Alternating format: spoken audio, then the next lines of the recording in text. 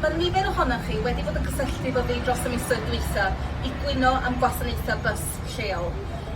Mi wnaethon ni redeg holiadur yn ddiweddar a mi wnaeth 74% ohonoch chi ddeud bod tocynnau ddim gwerth yr arian a hefyd bod y gwasanaeth ddim o'r ansawdd y byddech chi'n ei ddisgwyl.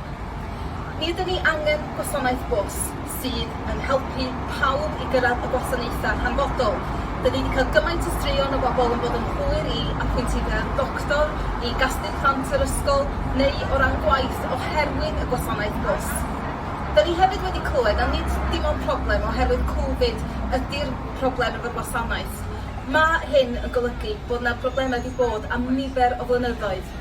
Dydy'r busys lleol ddim yn ateb gofynion trigolion. Felly, plis, gadewch i ni wybod drwy gysylltu efo'r ffurflen sy'n gysylltiedig efo'r fideo hon neu drwy fe e-bostio i os oes yna unrhyw gwasanaeth yn rhedeg yn hwyr, wedi ganslo, neu os oes yna diffyg llwyr o ran gwasanaethu eich cymuned chi. Gyda'n gilydd, mi fedrwn ni fod yn ymladd yn y Senedd i sicrhau bod ni'n cael gwasanaethau hanfodol. Wedi'r cyfan, efo'r argyfwng newid hinsawdd, mi ydyn ni angen system trafnidiaeth gyhoeddus sydd yn gweithio i bawb, a dyna fydda i'n brwydro amdano, fel aelod o'r Senedd dros Canol De Cymru.